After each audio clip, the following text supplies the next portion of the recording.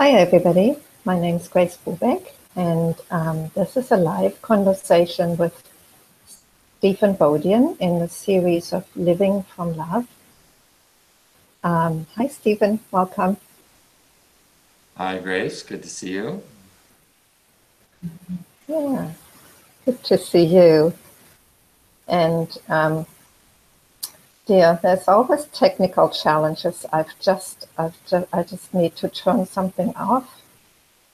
Okay. Here you are.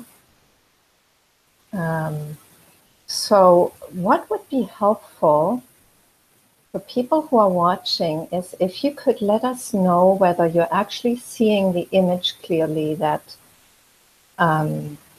is broadcast. Maybe just let us know on the YouTube comment thread. That would be helpful. Thank you. We've had some technical, maybe just a little doubt there. So if you could let us know that you could see us clearly, that would be helpful. So I'm doing something different today. I'll introduce Stephan by reading out his bio that I posted on the website. So let me do that. So Stephan Bodian teaches the direct approach to spiritual awakening based on the non-dual wisdom traditions of Zen and Advaita Vedanta. Trained as a Buddhist monk for decades and licensed as a psychotherapist, Stephan offers webinars, retreats, individual counseling and mentoring, and the annual School for Awakening. A close student of Jean Klein for many years, he was invited to teach in 2001 by Adyashanti. His books include Wake Up Now, Meditation for Dummies, and Beyond Mindfulness. And his website is stephanbodian.com. So here we are, Stephan, and we'll be talking about his upcoming book, which is called Beyond Mindfulness, the direct approach to lasting peace, happiness, and love. There it There is. you go. Actually, it's already out. It's already out. It came out in September. Yes, great. Yeah, and I was obviously reading a galley proof, and it's been a while ago because we were supposed to do this conversation earlier and we couldn't. It had to be postponed.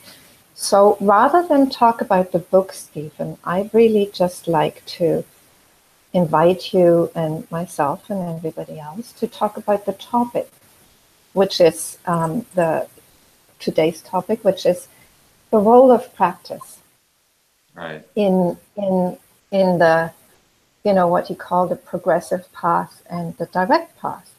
Right.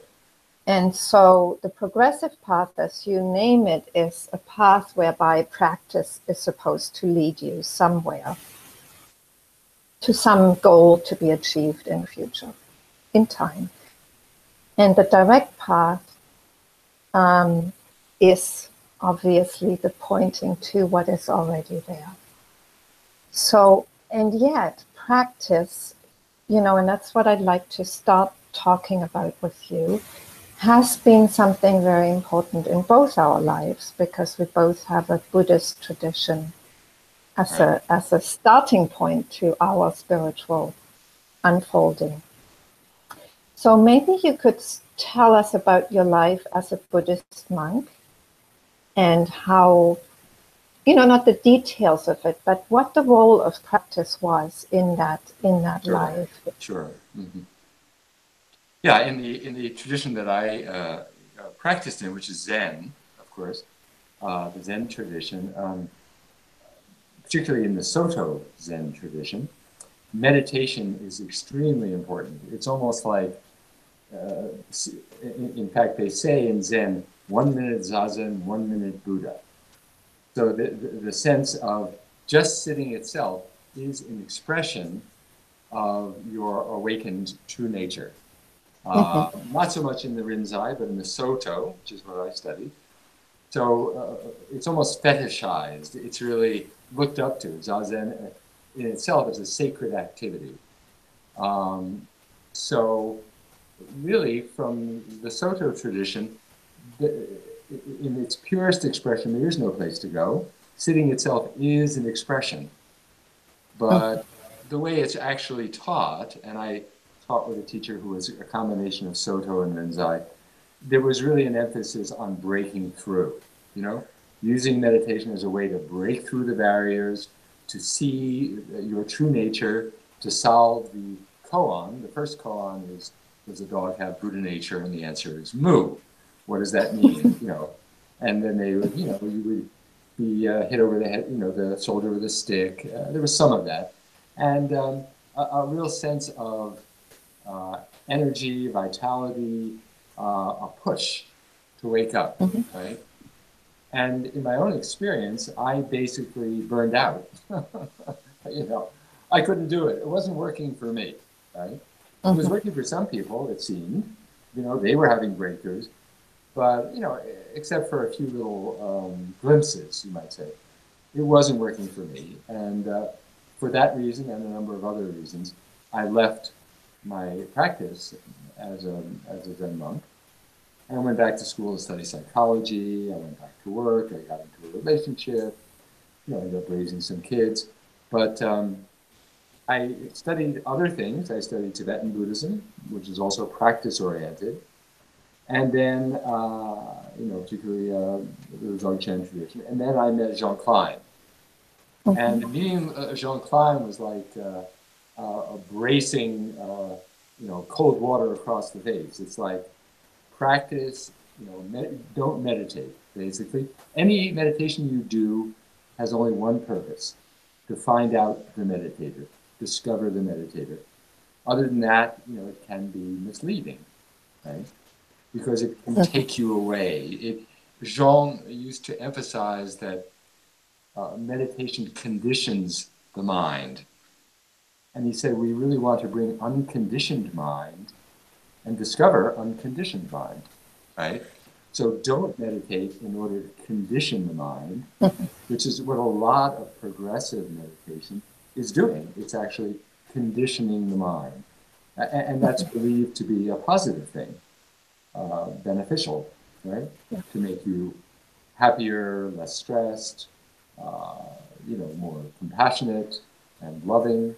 You know, all these qualities that one is supposed to cultivate by conditioning the mind. So, but from Jean's point of view, those are natural qualities that don't need to be cultivated. So it was very shocking in a way, because it flew in the face of everything I had been taught, and it was also very awakening. And very shortly after meeting Jean was when I had my first real awakening, you know, this deep and genuine awakening, because suddenly, you know, there was no technique there, you know, to play with. So that was my experience. And, you know, there was a time, I distinctly remember this, and I think this was early on in my time with Jean. I was sitting in a retreat, and, you know, there were quiet times when we were just sitting together.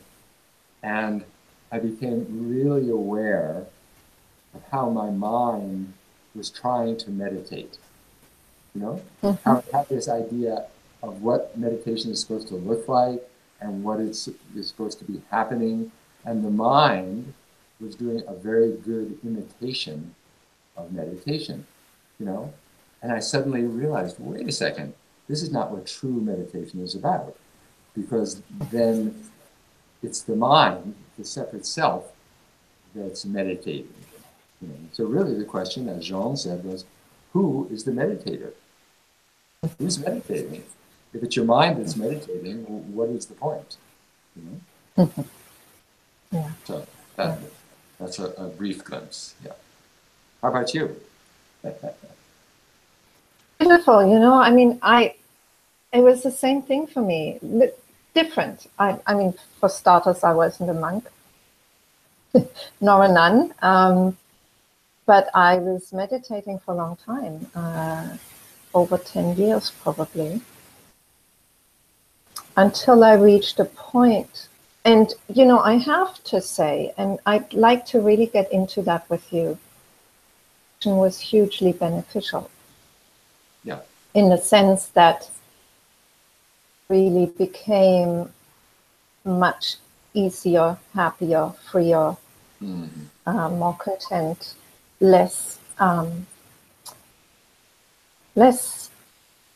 emotionally roller coastery that way.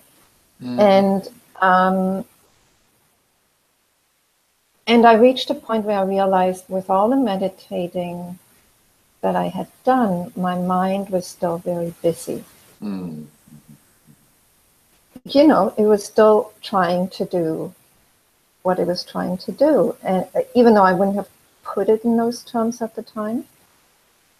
And so one thing led to another, and I came across non-dual teachings. And I just knew that that's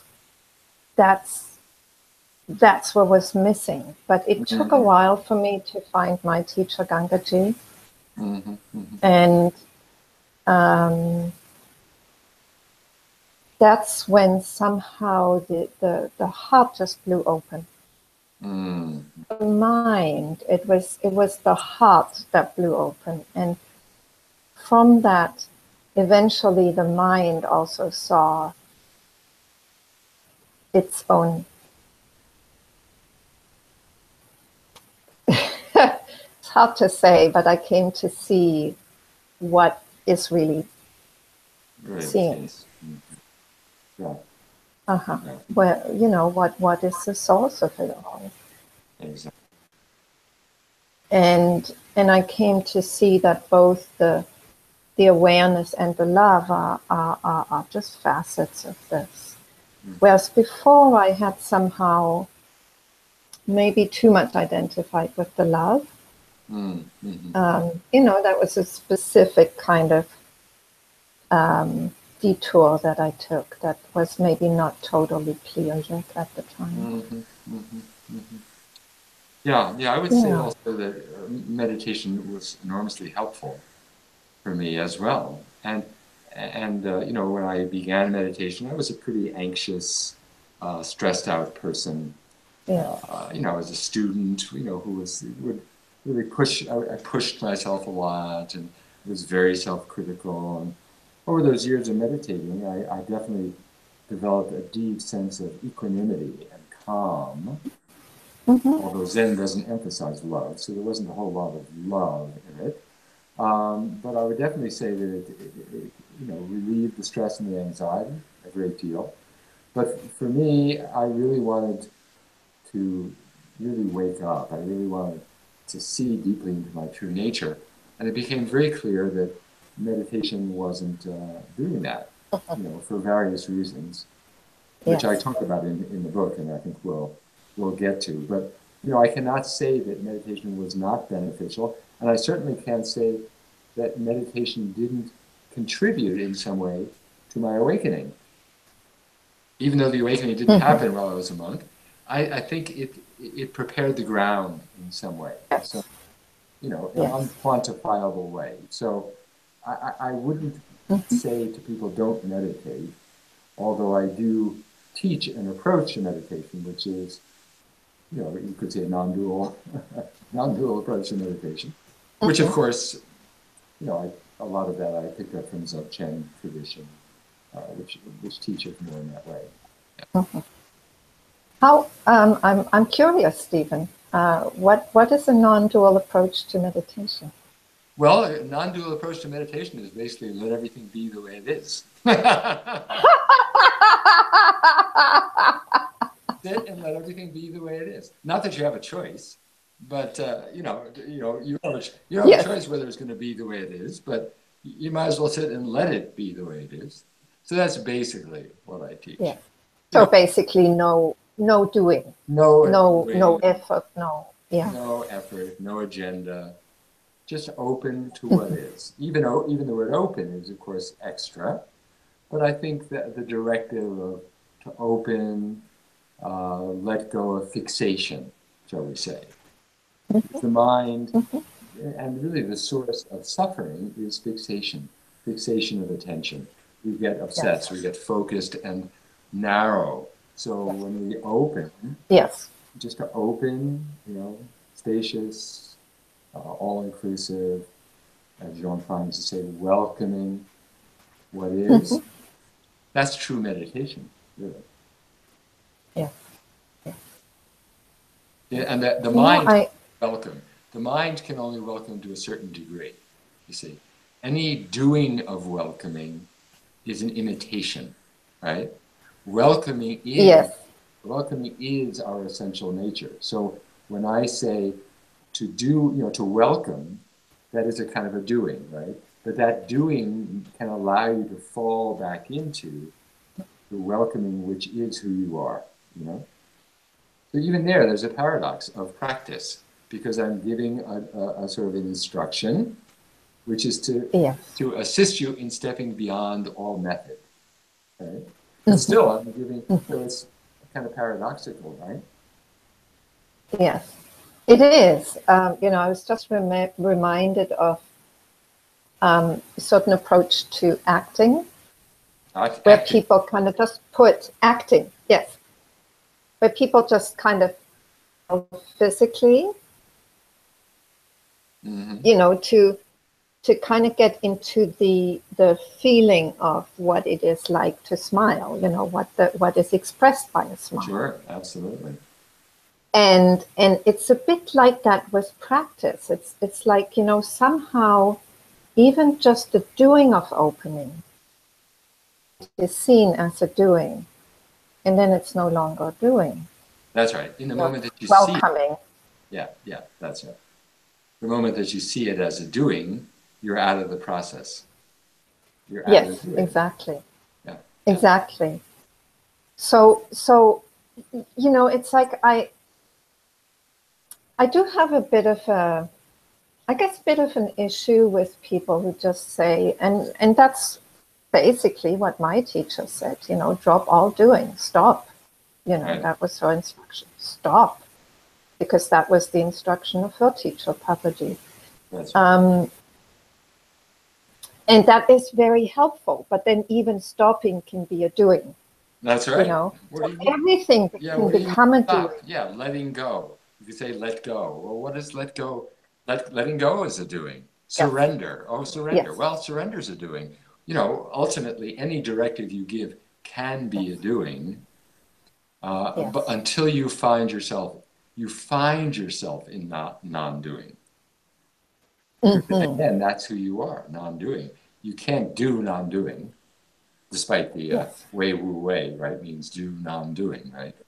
Yeah, that's again the paradox. That's from the Taoist tradition, Wei Wu Wei, do non-doing, right? Yeah. Yes. Yes. So what I find is really an ally in all of that is that at some point we cannot help but notice opening or the welcoming or the. That's right. It is, it's like that noticing of grace.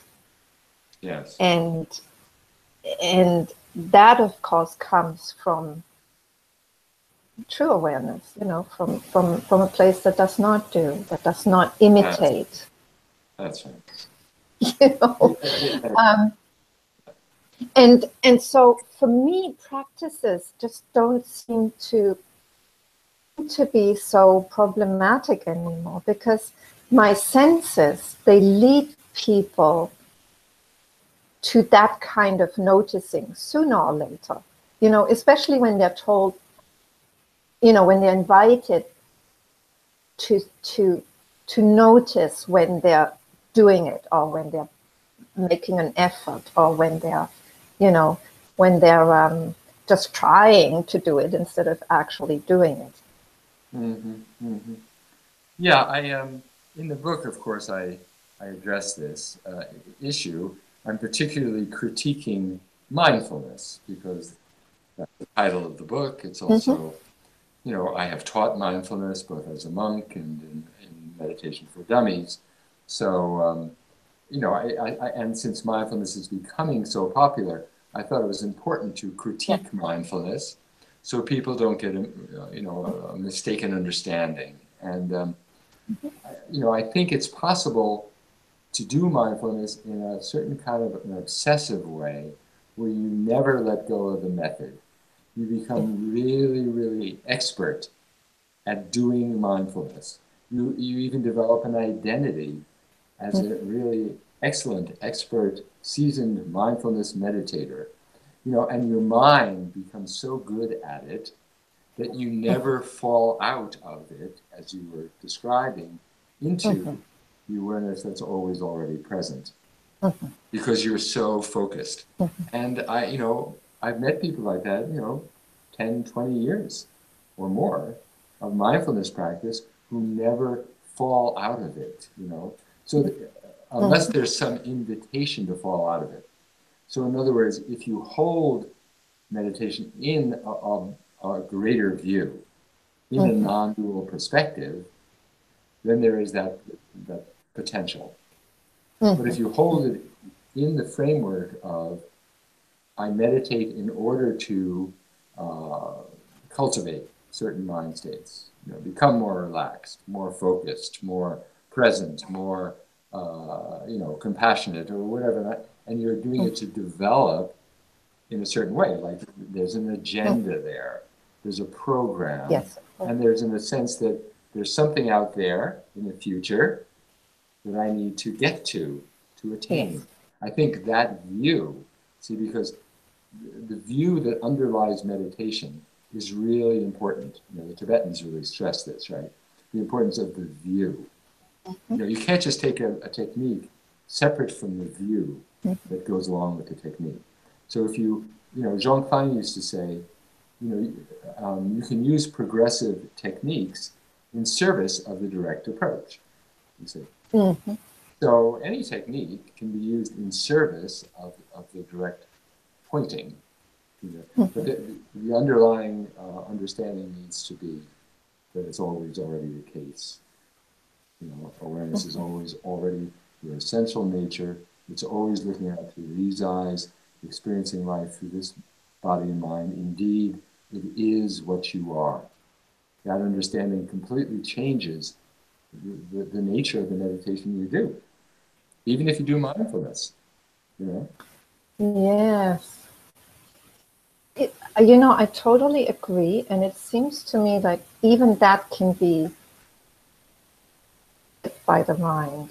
Even the view can become just a view rather than a truth. Yeah. A truth. In a live reality. So it's like that. That corruption of the truth, that imitation of, that the mind does. Right. It's always a possibility, and of course, for everybody who starts off, that's the only reality. They will try to meditate. I try to get better and less stressed and happier through meditation, and I don't feel there was anything wrong with that. No, I don't think because so. my sense is also, at some point, awareness will want to break through, Yeah, and it'll find a way. It'll find a way by, somehow getting a sense of the limitation of what you're doing, or beautifully described in your book. The witnessing stance can become so dry and so disconnected from life. Yes. That at some point people know that something's not quite right. Yes, I would agree. Start looking. Yes, I hope that's the case. I think in most cases, or many cases, that is the case. And again, if I'm working with someone, let's say in psychotherapy, counseling, whatever, many people, I will recommend mindfulness. Yes. It has tremendous benefits. Yes. As long as you understand that you can get stuck in certain ways, that it has its limitations. And that's what I say in the book. I at the beginning, I say, how highly I think of mindfulness, what a great practice it is. And yet there are limitations that as long as we're aware of the limitations, then we won't get stuck. Yeah. hopefully. Yeah. Yes. You know, I was going to ask you about this because as a psychotherapist, or, you know, also myself as a therapist and meditation teacher, you know, I get people who are really just wanting to be less stressed. Yes. You know, who wanting to get better. And just always very aware of when I say things like, and of course I can't help saying those things in the moment, they just come out anyway. I know they don't understand it. When I say things like, you know, this just being aware, that's your true nature. You know, for them it's just another concept. I know that. Or, you know, love is who you really are. Well, that's just another concept that can become Well, just I another would call belief. it a pointer. I would call it a pointer, you see. Mm-hmm. It may be a concept, but if it's used as a pointer to the Mm-hmm. truth that underlies the concept, then it's not a dead concept. It's a live concept. It's pointing. So with that understanding, you know, if you say to people, you know, what I'm saying, don't take it for truth, just take it as a pointer to truth. Mm-hmm. Then it changes, right? It changes the relationship to those concepts. You know? Mm-hmm. But you see, the thing is, they can only take it. It can only become a belief until it's a known reality. So even though you say it's only a pointer, it's like, you know, that can only be true when it comes to be true. That's right. Do you know what I mean? It's like Yeah, no, there's of this course, of course. Yeah, of course. veiling that happens through the mind. And, Absolutely, absolutely. you know, I don't know. I mean, my sense as well, you know, the veils fall when they fall. And I can't do anything about that. You know, I can only invite That's right. and be in the expression in the moment of what wants to be said.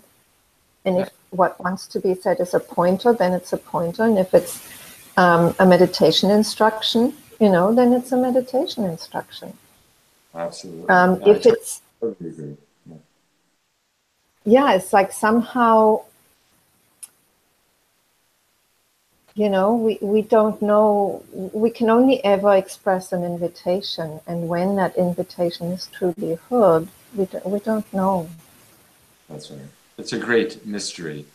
You know, I think that you know, as Jean Klein used to say, you know, we can only, with the mind, we can only go to the precipice, what he called the precipice, to the edge of truth. And then we need to be taken. Then we need to be taken.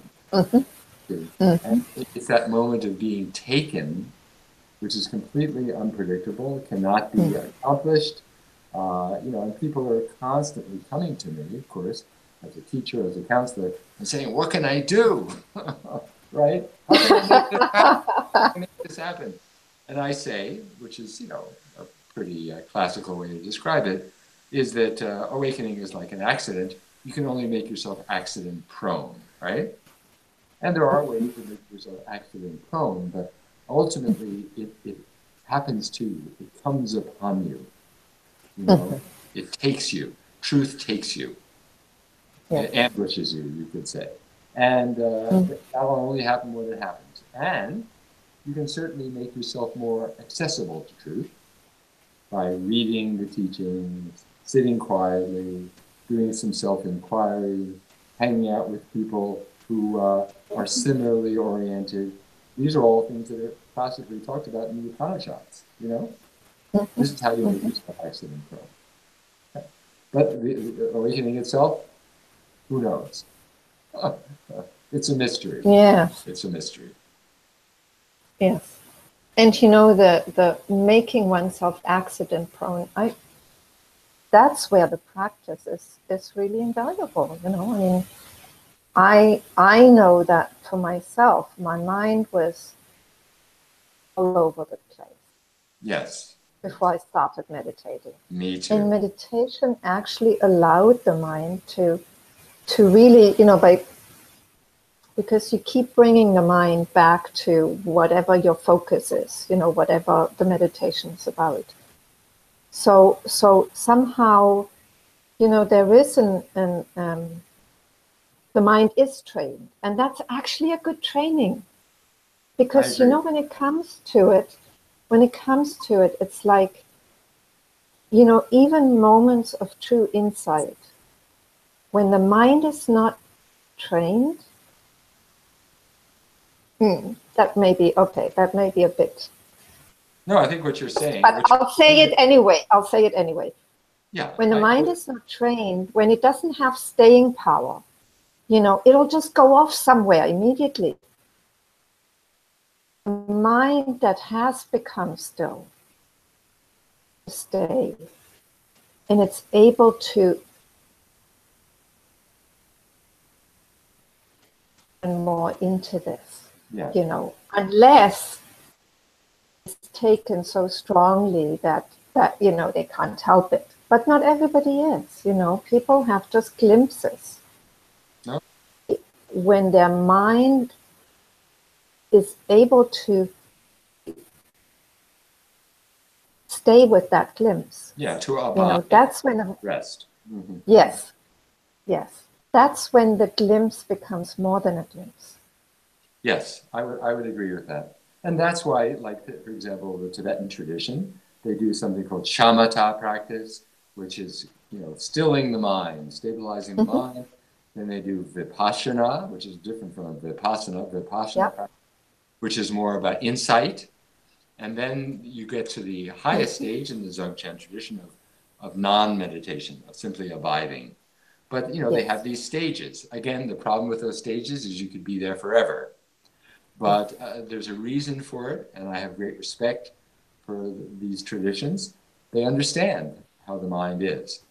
And most of the people who come to me for mentoring, counseling, for teaching to the school or other things that I offer are people who've meditated for years, for the most part. So I don't have to do that with them anymore. They've already done that, So we're at the next stage, But for people who are still dealing with basic issues of, anxiety and depression and a mind that's all over the place, yes, by all means, follow your breath, It's great. Be present. Absolutely. Yes. Absolutely. Yeah.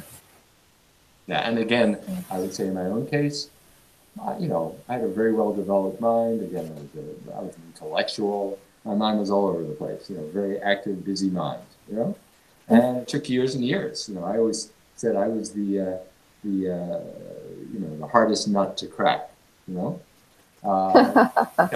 most difficult student, the one that needed the most training because I had such a stubborn mind, So I totally understand when people come to me and talk about how their mind just drives them crazy.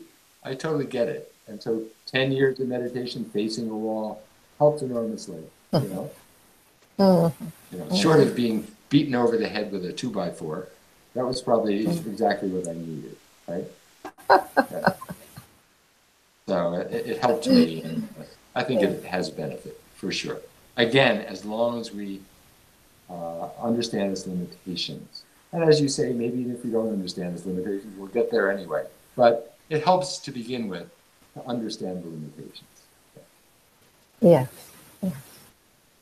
For sure. I mean, that's probably a shortcut for some people, to know from the start that there is a danger of, just building up a new identity as the perfect meditator. That's right. The identities that get built up. It would have helped me to know that, I think. And again, one of the benefits of meditation, Ajit talks about this, and I certainly had this experience as well, is that, he said the only thing he really got out of meditation is he got to the point where he was a failed meditator. Yes. he knocked himself out, and then the second Mm-hmm. point, the meditation fails.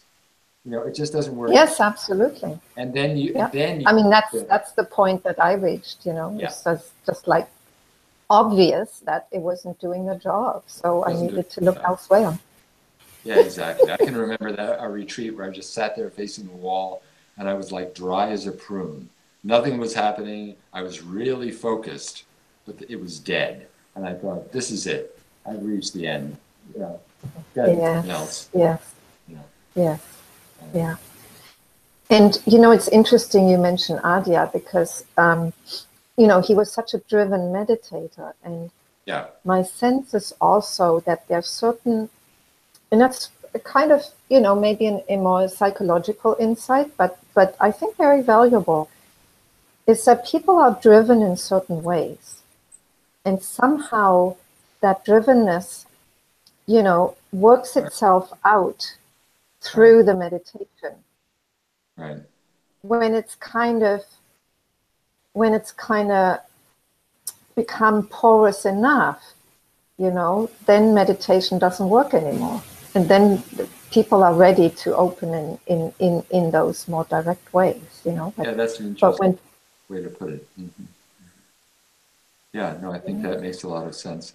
And I was like that too, very driven, and I had to pretty much wear out that intensity. I was very, like Ajahn, very intense. And so, I think in some way, wore it out, it softened it, and it showed the limitations of effort, really.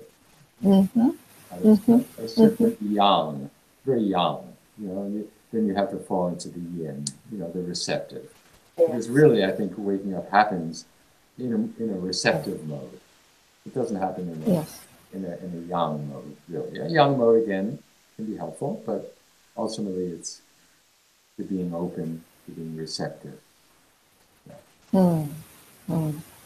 That's so interesting because I'm just thinking like actually what is helpful for women maybe more is the actual the witnessing, because the witnessing takes us out of the immediacy of the emotional Mm-hmm. entanglements.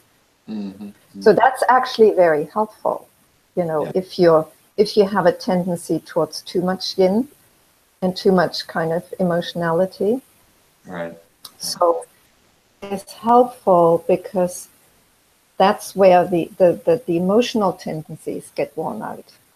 Mm, They're less, the grip of them becomes less strong, and absolutely. that can be so helpful, to just see, Right. how they play themselves out.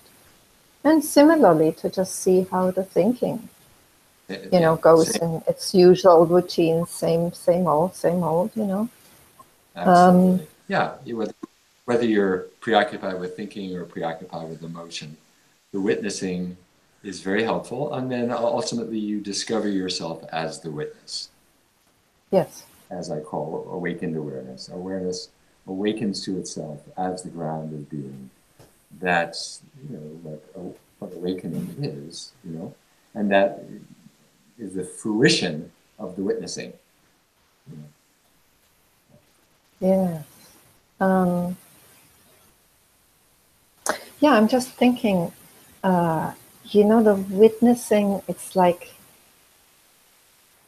a mask of the awakened mind until the mask is ready to be dropped.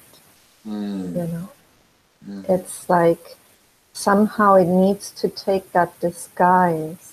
mm-hmm. But in taking that disguise, it's like it actually becomes more obvious to itself because what is the habit that's created is a habit of being aware. Yes. And from being aware, you get taken more easily to awareness than Yeah. I through mean, being totally chaotic and driven by this, that, and the other. yeah, absolutely. I mean, I think initially we are glued to our experience. There's no Mm-hmm. space. You know, we're unable to get any space around our experience. We're totally emotional, totally caught up in our thoughts. This is the way most people live, right? Certainly the way I lived until I discovered meditation. And then as we meditate, we develop more space, right? More space around inner spaciousness, which then becomes, again, awareness. You become more aware, and then eventually, as you become more spacious and not as Velcro to your experience, you become aware of awareness, right? That's a major step. Oh, awareness. Wow, there's awareness here. And this awareness is not the same as my thoughts. That's a big step. That's almost like an awakening unto itself. You know, I am awareness. And then you discover, that awareness is what I am. And then eventually, of course, awareness is what everything is. It's not separate from what it's aware of. That's, again, the full fruition. But the first step is like, just being aware of your experience. That's like major for most people. Right? And this is where mindfulness can be very helpful. Spaciousness, inner spaciousness. And that's, I think that's where the mindfulness-based stress reduction, approach is incredibly helpful to so many people, because it creates like that inner spaciousness, like a resting place that people can go to. That's right. Rather than being totally taken in by their thoughts and their feelings and reactions. I agree. So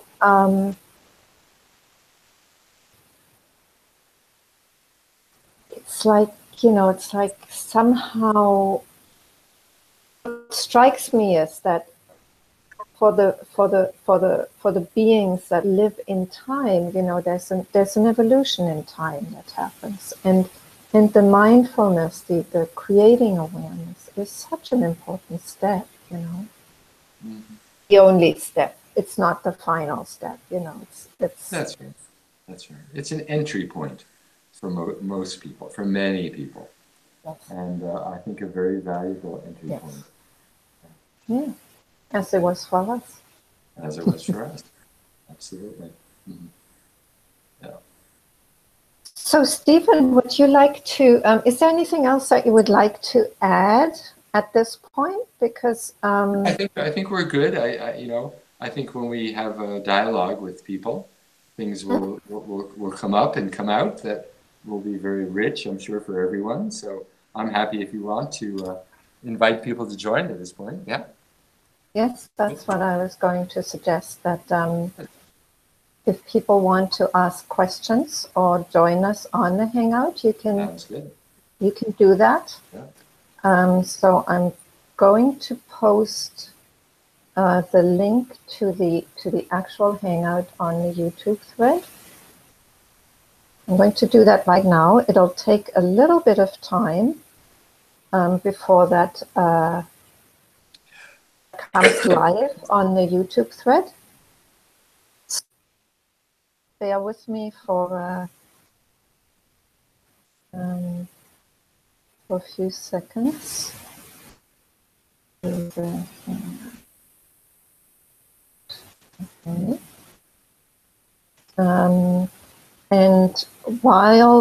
And you can also ask a question on the YouTube comment thread. So while waiting for people to come on or ask their questions, I'm going to just go to the YouTube comment thread and see what's happening there.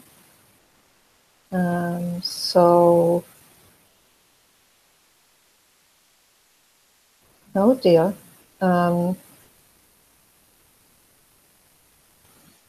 Okay, so Satori says reception is not very good. Voices go and come again for a while. Moving colors, and there's a snowy sound coming and going. Sorry to report. James says, is Stephan's video distorted to everybody else? Yeah. Whoops, do we have a technical issue? Okay. technical issue, but they say that the sound is good, so Sound is okay. hopefully Okay. That's good. So, Stephen, I'm so sorry. Your image seems to not be working well. Oh, I wonder why. I don't know. You Yes. see me okay. Yeah. You don't see distortion? I see you fine, but people say your image is pixelated. Huh. Wonder why. Yes. I have a pretty high speed internet connection here, so usually it's I've done this on Zoom, but in the past, but don't know what else we can do really. Maybe your frequency is too high and interferes with the Google frequencies. Or maybe I just have a weird and distorted face. And it's revealing itself here. Anyway, sorry if there's any distortion here. That hasn't happened in the past, but who knows? Who knows what's going on? Mm-hmm. Well, here we are. So I'd still like to invite people, if you have questions or comments, or you want to come onto the Hangout, to please feel free to do that. Ask your questions on the YouTube comment. Yeah, the main thing is the audio. I don't think seeing me particularly enhances anything. Yes. It was nice to get the face-to-face connection, of course. But. Oh, absolutely. It's part of the blessings of YouTube. Yes. Not to be underestimated, I would say. There's Ifta Weiss Roy, who has a question. Au revoir. His question is, wouldn't you recommend a daily sit of 30 minutes or so just to be able to stay present enough for awareness? I would say if you're drawn to sit for 30 minutes a day, then by all means do it. I definitely recommend to people a daily sitting practice, or at least to sit when you're drawn to it. And again, you'll have a sense of when you're drawn to it. If your mind gets really very, very busy and you get stressed out, then obviously you'll be drawn to sit. Right? Or if you feel you've lost your connection with your being, then you'll be drawn to sit. So I would say to accept the invitation that your own being is putting out to sit down, sit quietly. But yes, if you're drawn to sit for a half an hour a day, please, by all means do that.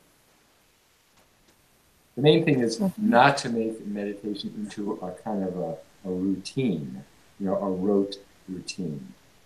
Let it be fresh in each moment. And again, that's why we say, let everything be the way it is. One of the drawbacks of any technique is that it can become very mechanical. That was my experience with Zen practice. It became dry and mechanical. So let it be fresh. Each moment is fresh. Be open to the moment. If there's any meditation instruction, that's it. Be open to the moment. Yeah, beautiful. I have to admit, I meditate pretty much every day in the morning. For me, it's just a way of starting the day. Starting the day, it's like having breakfast and brushing my teeth. I just love meditating. There's something about sitting quietly that to me is just incredibly nurturing. Yeah. I don't do it to get anywhere. I just do it because it's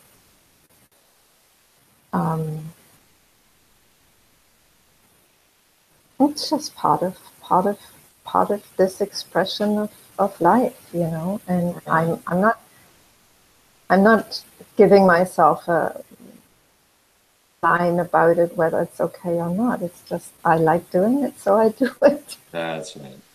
Yeah, and nourishing. And of course, it's very helpful. Nourishing is the words you use. I think that's beautiful. Yeah. Why do Why do you eat a nice breakfast or lunch? You know. I like doing it, so I do it. Because it's nourishing. Nourishing. And of course, it's very helpful. Nourishing is the word you use. I think that's beautiful. Yeah. Well, why do you? Whoops, getting a little feedback here. Oh, hello. Yes. Helga. Yeah, somebody just joined. Somebody just joined the Hangout. Hi, Helga. And Helga, I muted your microphone because you still have your YouTube video on. So if you could or turn it off altogether, that's what interferes with the sound.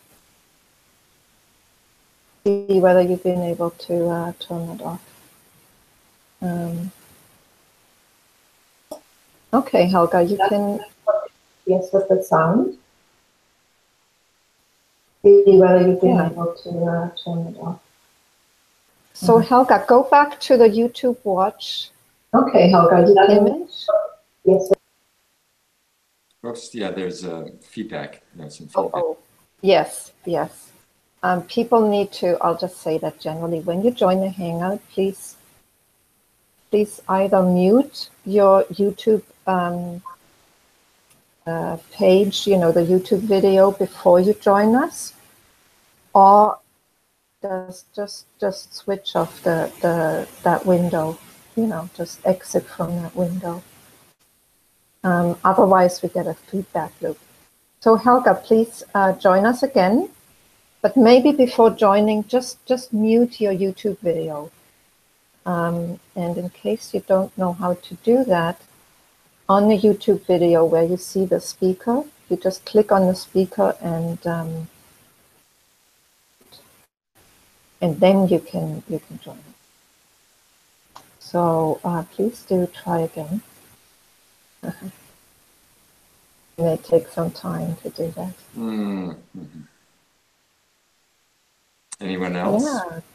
Join us? I don't see any more questions for the moment. No, that's. I don't know how to do that. On the YouTube video where you see the speaker. Okay, so Iftar's come on. So Iftar, you need to switch off your. There you go. Hi, Iftar.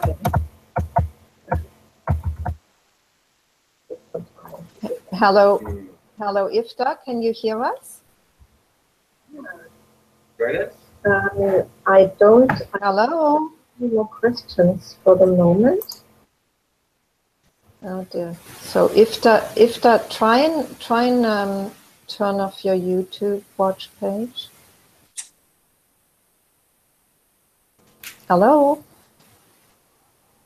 Hello, Iftar. Hi. Hi, there you are. Welcome. Hey, thank you. Yeah. Do you have a question for Stephan? I already sent one and I'll answer, and yeah, if there's no one else wanting to ask, I would love to. Yes. Maybe I. Oh, please. Go right ahead. So yeah, I mean, I kind of like, I'm not sure where I am right now, but regarding what you both described, I started my journey of meditation and spiritual work in like 6 years ago, and I don't know, for the first year or two, I was really doing, like, at first I was doing like hardcore noting practice, like also during the day, and each day 45 minutes at least, and it was good. And it at some point it didn't work, you know. It's just, I was, like you said, I was exposed more to non-duality, and it was just, it made more sense, like yeah. And at some point, just this noting practice, it didn't make so much sense, and the whole structure kind of fell away. That's not to say that like my ego fell away or something like that, but just the structure of like how I meditate, what am I doing when I'm meditating, became kind of like a blur. And when people started asking like, hey, what are you doing? And when you sit down, So like at the first couple, like at the first few years, I could describe it, but like it's been at least like 2 or 3 years when I just don't know what to answer. Like I don't know what I'm doing when I sit, and to be frank, I until now it's kind of like in my mind, it's kind of like a problem. It's like I should go back to my structure, or I should know what I'm doing, or it's like in my mind, there's still kind of like this problem that I can't sort out my meditation for years now, for like or something. So, so when you sit down again, you sit down, and then what happens?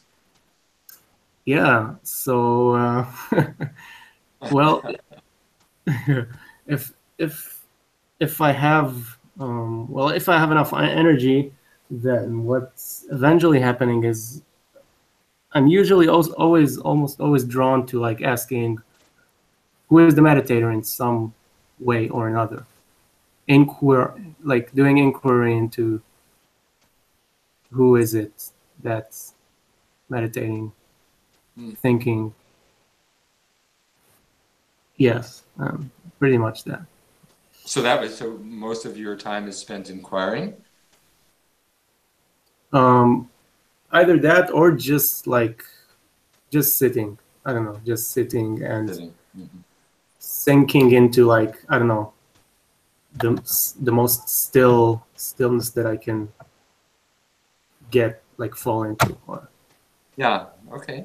Yeah, it's tricky, how to sit, because it is possible to sit and just space out, right, for 30 minutes.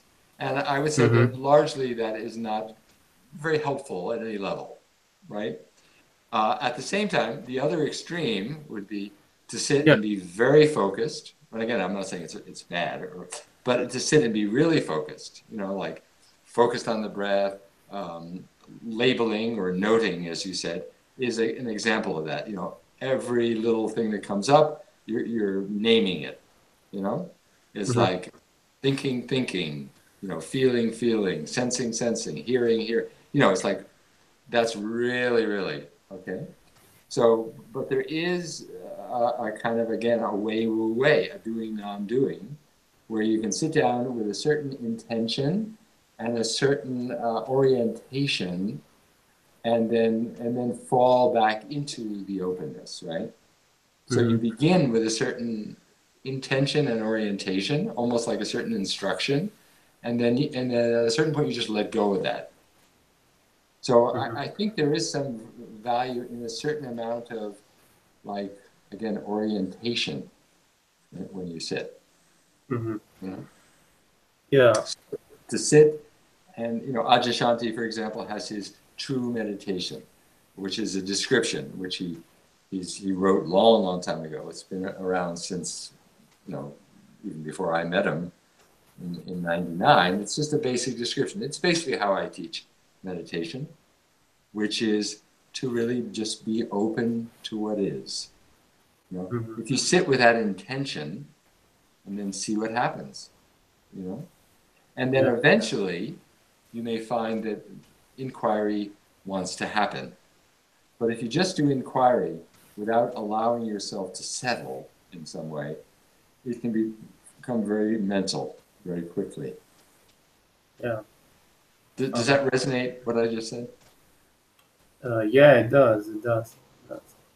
And I think some like a lot of times that's what happens, like how you described it. And I might just like notice thoughts, or it will be pretty quiet, and when there will be thoughts here and there,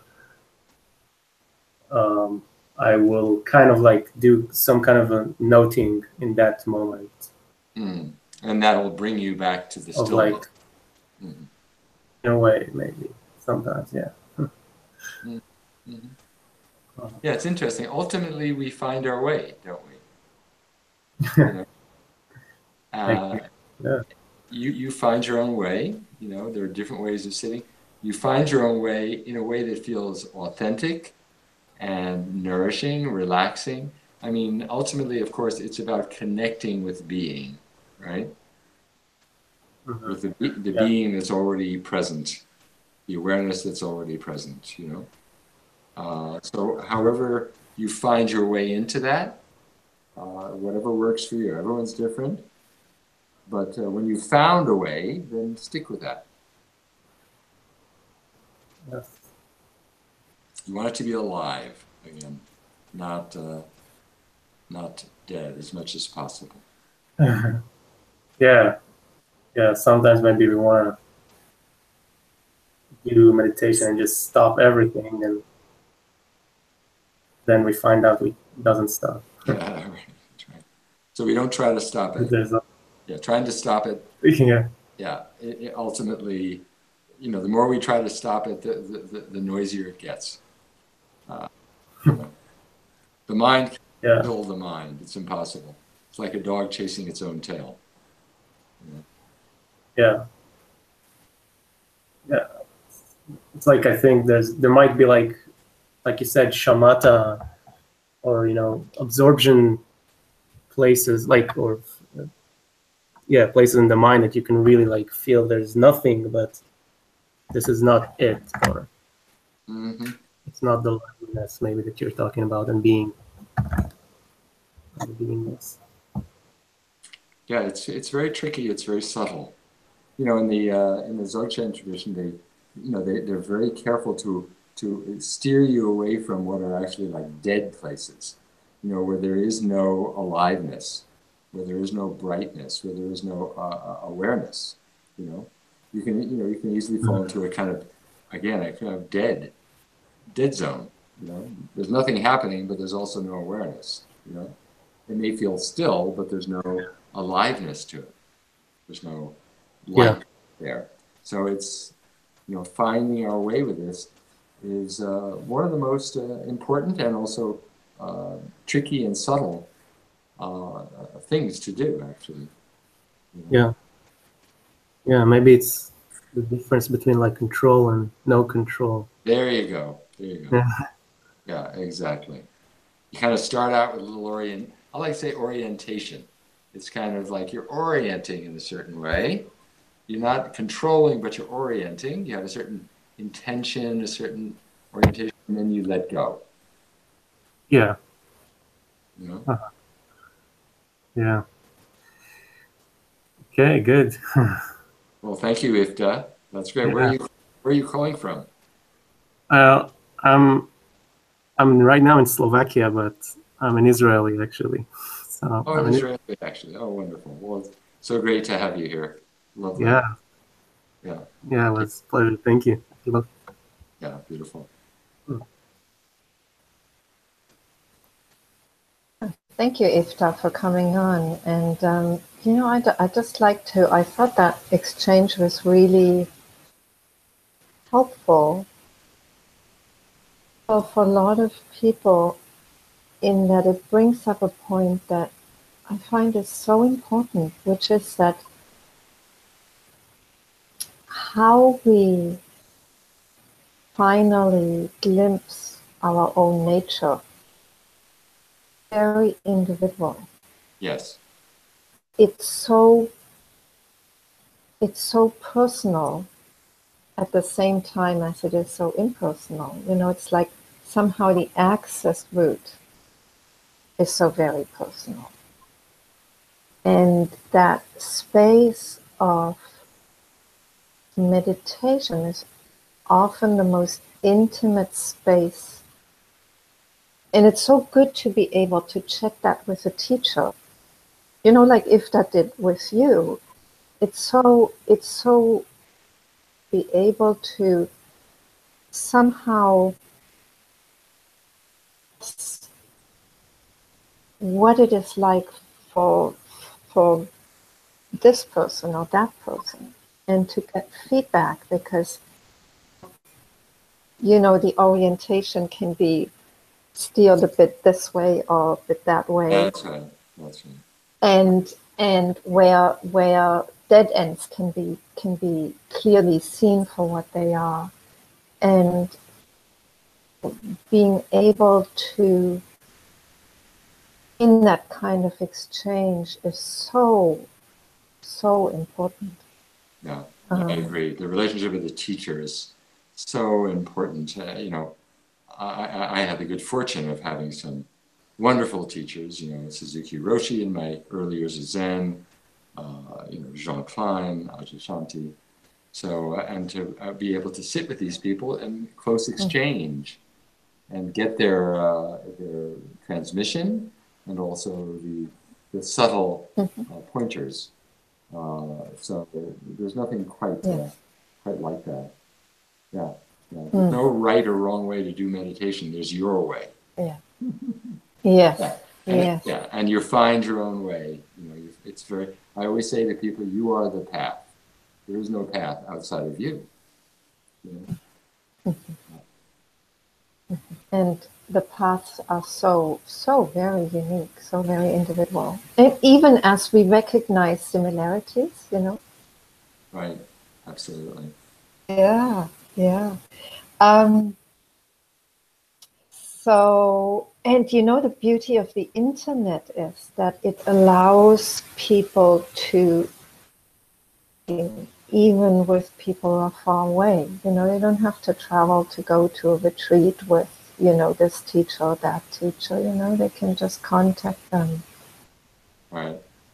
And have a phone session or an internet call or something. And that's a lot of what I do in the counseling and mentoring is this kind of very subtle, very individual, very intimate kind of instruction. Yes.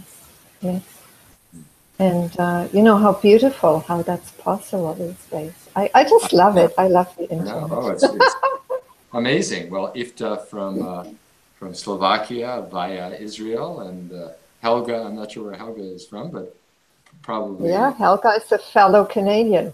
Helga, I'd encourage you to come back on. Yes, please. Keep trying. You'll manage. In the meantime, Stephan, there is a question on the YouTube comment thread, so I'm just going to read that out to you. By Leslie Young. He asks, are all teachings essentially a form of conditioning? That's a good question, huh? Are all teachings essentially a form of conditioning? Yes, you could say.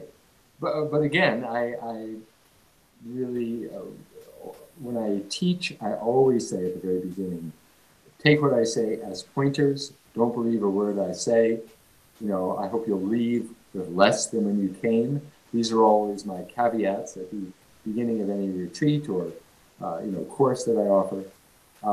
Don't take anything for truth. Otherwise, it is indeed conditioning you.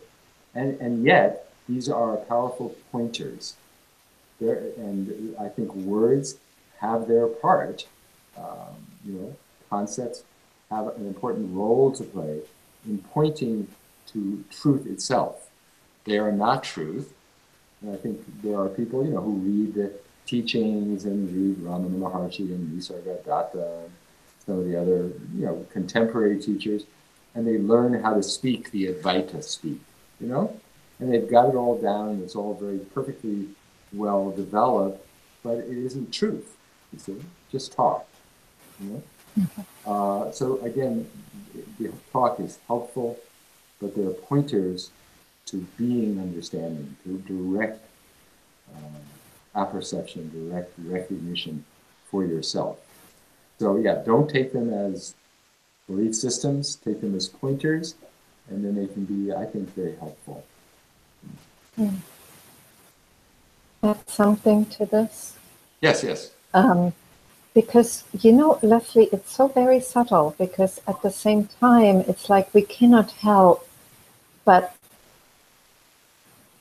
express truth in that form. So yes, it's conditioning, but at the same time, it's almost like, one form may resonate more with you than another form. Form may actually resonate so fully with you that the truth starts, starts just coming alive, and then the words themselves are no longer they're not a limiting factor. They're actually an enabling thing. Like when Stephan says pointers, I don't really like the idea of pointers. I mean, that's just me. I like to see words or expressions as invitations. Invitations to go directly to whatever it is that the words are expressing, are always expressing in a very limited way because they're words. But, it's like how beautiful that we have words, how beautiful that we have different ways of expressing the truth, because some ways resonate more with some people and other ways resonate more with other people. And if it doesn't resonate with you, then that's okay. But if it does, how beautiful, because then, you're not conditioned by those words. You're actually freed by those words. So, I would totally conditioned agree. and and that's what pointers means.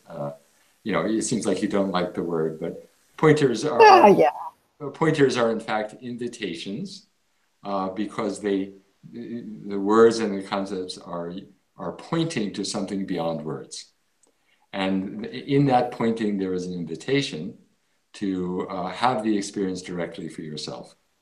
And what is true is that some pointers or invitations work for some people and others work for other people. So what I always tell people is that, go with the ones that work for you and don't try to figure out the ones that don't resonate for you. When you hit some words and concepts that really light things up for you and really make things alive for you, then just keep coming back to those. And just let those continue to work in you and on you. Because my own awakening, and this is true, I think, for many people, happened when a phrase that Jean Klein had used many times came to me while I was driving in my car. And just that phrase was powerful enough as a pointer, an invitation, to blow everything apart, right? So those words, those phrases, those live words, as we say in Zen, or pointing out instructions is the Dzogchen term,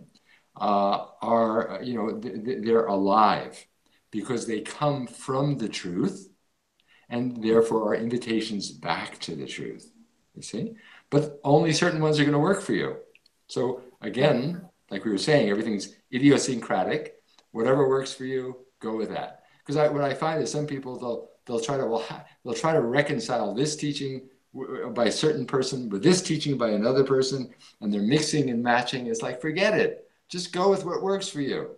I had the good fortune of only hearing Jean Klein for years. I didn't know anything about Advaita Vedanta. I didn't read anyone else. I didn't read Ramana Maharshi or Nisargadatta. I just listened to Jean Klein and read Jean Klein. That was great. That resonated for me. So go with what works. That's what I'm saying. Yeah. Yeah, I love what you're saying. That the words that are live, that is so, because they're so powerful.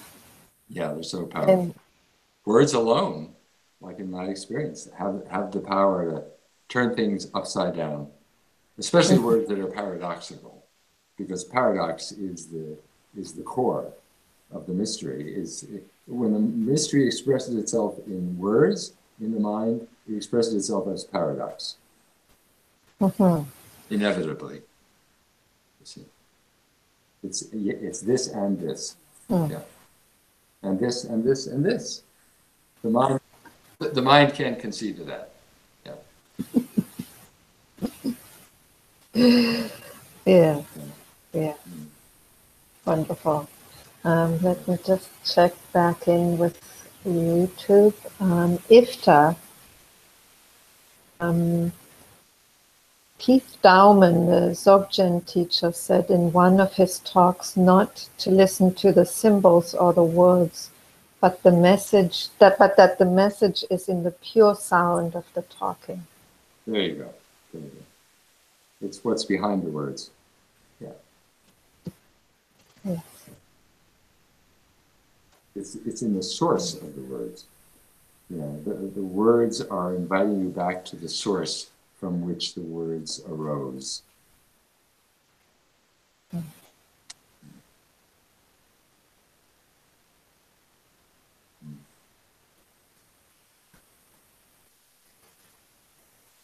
Anyone else out there? Hopefully the others listening, perhaps. We could get you to join in. And if you don't have a question, you could also, as Ita just did, just offer your insight. You know? Yes, absolutely. Just hang out with us. Hang out with us. Come on to the hangout and hang out in the... Yes.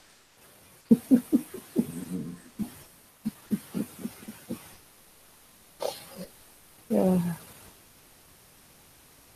I'll just check whether there's a... yeah, there's nothing else.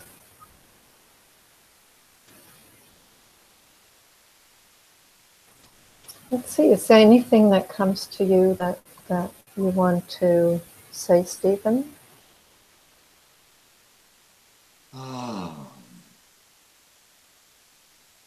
There's so much to say, of course, and ultimately there's nothing to say, right? But you know, I always like to emphasize that the mind, and we've been saying this, of course, the mind cannot figure it out. You know, and I have so many people who are trying to figure it out at the moment. I think maybe particularly men, since we seem to be, you know, more prone to that. But not entirely. You know, you cannot figure it out. You cannot, you know, it just won't work. It's gonna come upon you. It's gonna grab you. It's gonna take you. It's gonna, you know, again, kidnap you, shall we say. The truth will kidnap you. So the main thing is to be open to it. That's the key. And so when you read, there's so much available now on YouTube and in books. You know, I mean, I've written several books. Aj has written half a dozen books. You know, there's so many books out there. I would say read sparingly, slowly, and let it work on you.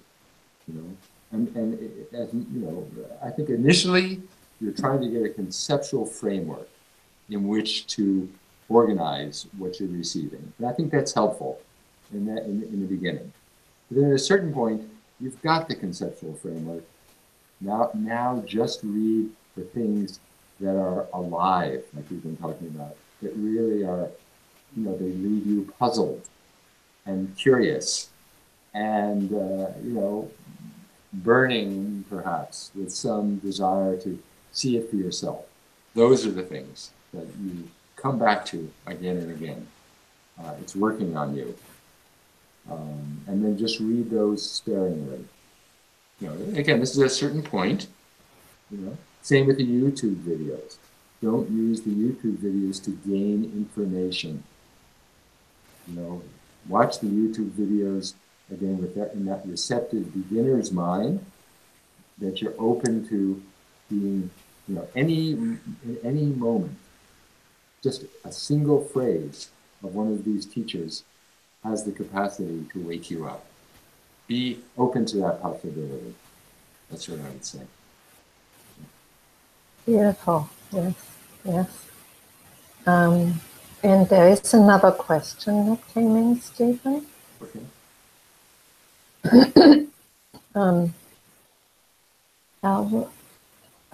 Let's read that. Anyway, Ellen Mara, I think. Ellen Mara. I've just joined this stream, so this question might have been answered already. But I'd like to know, do you have any tips for beginners beginners who are just getting started with meditation?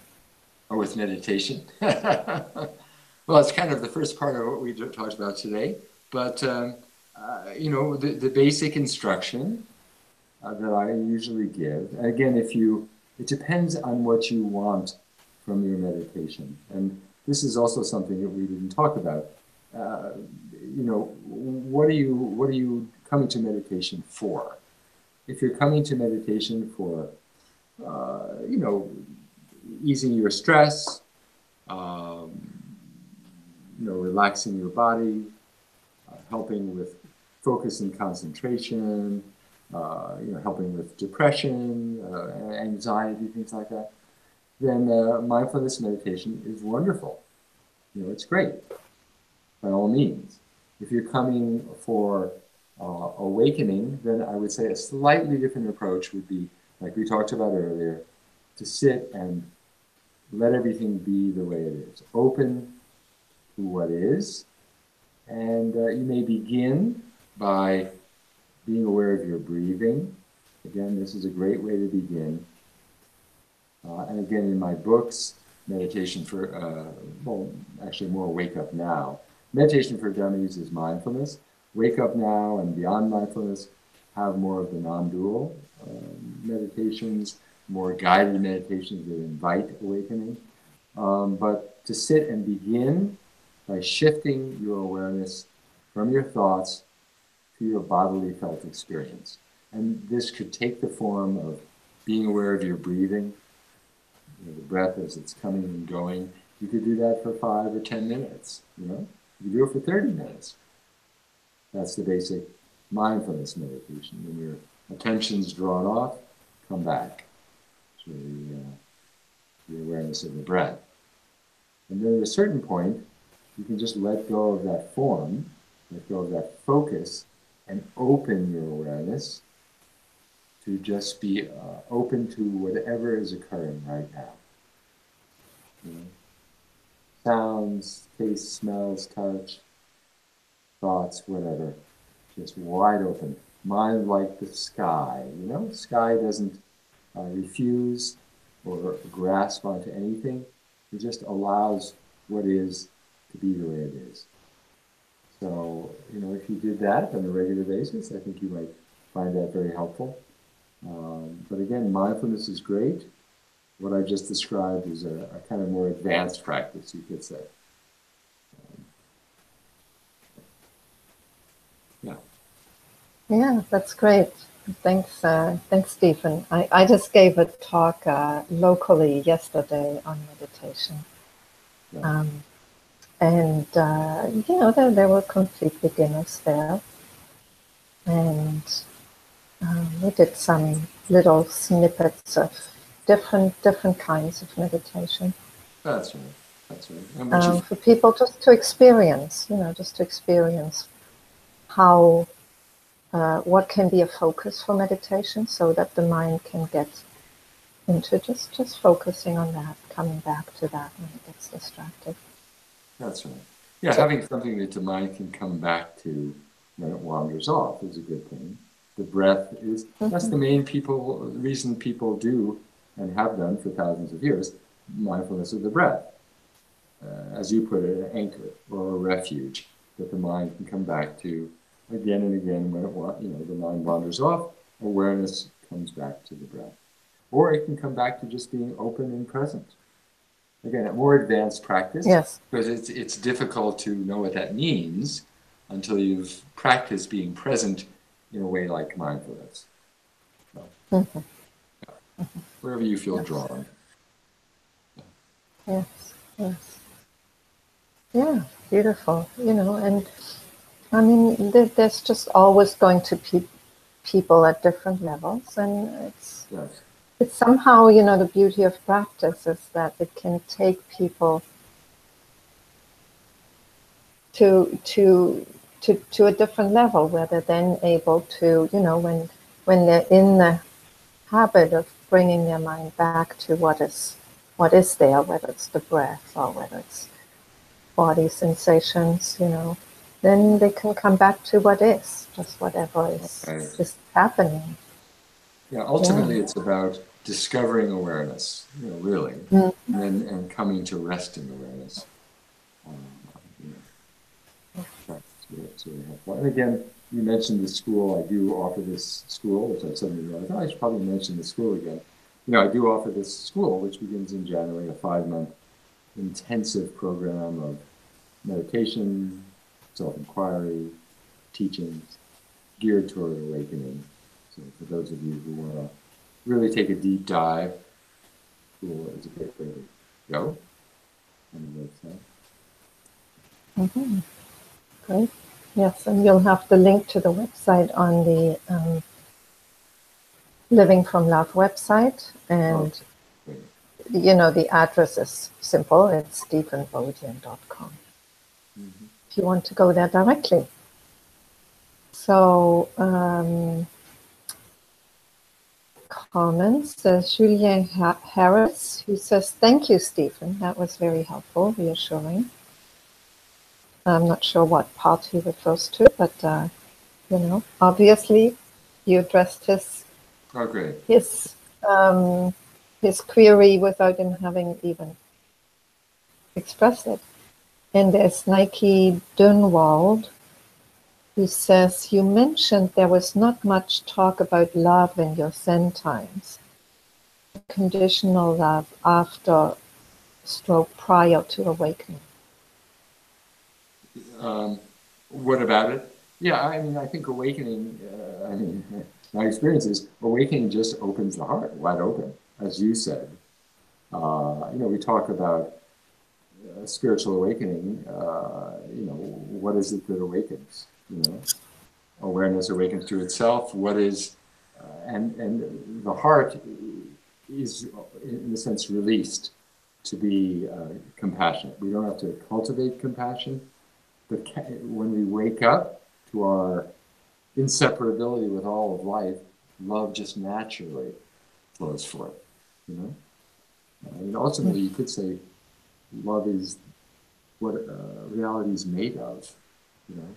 That's certainly my understanding or my experience.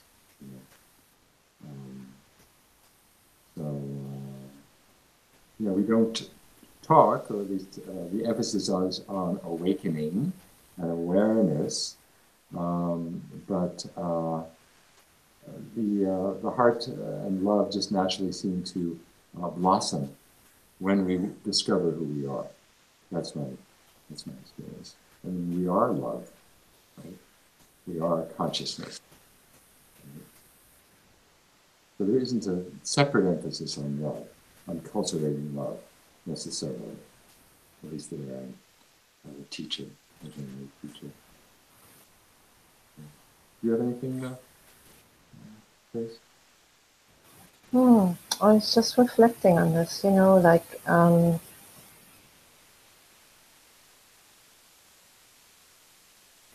I am very aware of there being sometimes, for some people, it's the heart that opens first, somehow. That's right. And for some people, it's the mind that opens. And, at some point, they come together, because the mind cannot open without the heart opening, and the heart cannot open without the mind opening. Really, ultimately, but somehow even that can have its own unfolding, and somehow our own deepening, and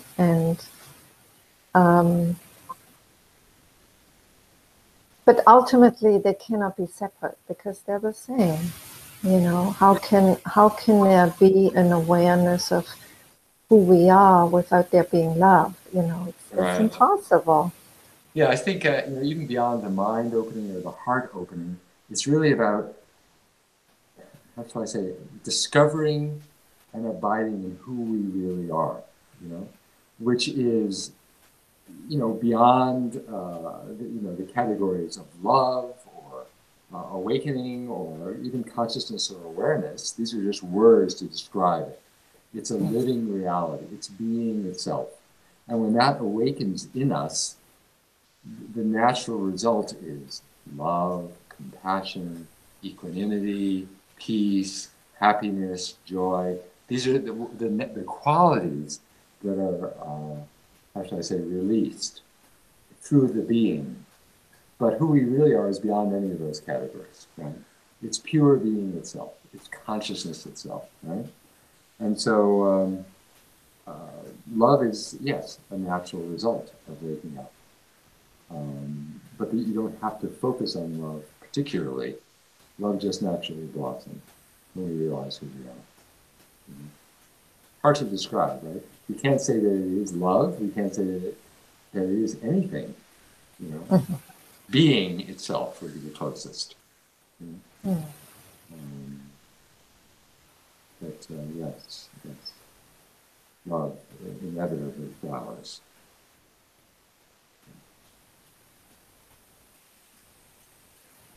Yeah.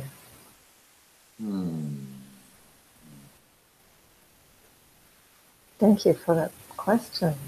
Yeah, beautiful questions. Yeah. Thank you, everyone, for participating. Do we have more questions? Alvin Mayer says, thank you so much. I was looking for both. Yes. She or he was asking a question. It is what you are. About beginners. It is what you are. That's the most important thing. Mm-hmm.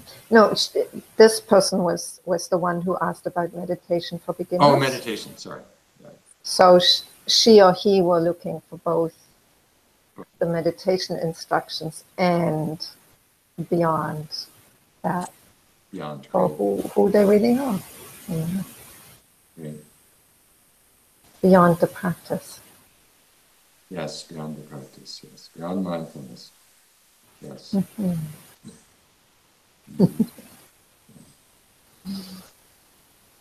So, Stephan, I think we've come to a kind of natural end to this. Right. Wonderful.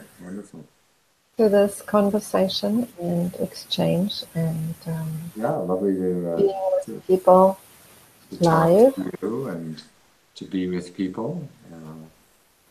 That was really a genuine conversation, not just an interview, which I really enjoyed. Yes, I so much really liked the just the exchange rather than just asking questions. I find that quite sterile. Yeah, beautiful. Yeah, no, I really enjoyed it. Yeah, so I want to thank you. And these questions or these issues about the role of practice, or the paradox of practice, ultimately. Yes. They're very close to my heart for some reason. They're things that are so alive for me. So I was so happy that that we could have this exchange. Again, a paradox is how the truth expresses itself. And it really, as you say, it's so alive. The paradox grabs us. It keeps it very alive for us. So don't try to reduce the paradox. Folks, don't try to resolve the paradox. It's irresoluble. Let it be alive. Let it be alive for you. An ongoing question, a living question. Yes, beautiful. That's really, like an ongoing discovery almost. Right. It's like how is that possible? Exactly. How is that possible? An ongoing sense of wonder and awe in the face of the mystery. Yeah. Well, thank you so much, Grace. Lovely to be with you and everyone. Namaste, and maybe we'll meet again another time.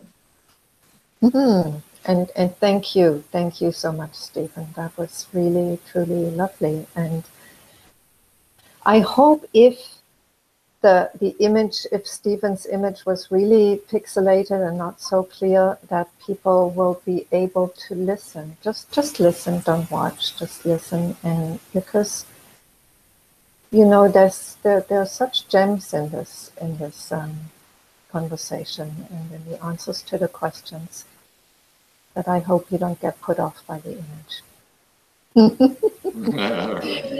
And we'll see you again soon. if you benefited from this event, from the conversation and the questions and answers, feel free to make a donation. I'm very open to receiving those. And if you'd like to, that's on the living-from-love.com website. And if you'd like to follow up Stephan's offerings more, you can go to stephanbodian.com and you'll find the information there. And if you'd like to sign up for the newsletter about other live online events, you can do that on the Living from Love. So thank you for being with us, and we'll see you again soon. Bye-bye. Be well.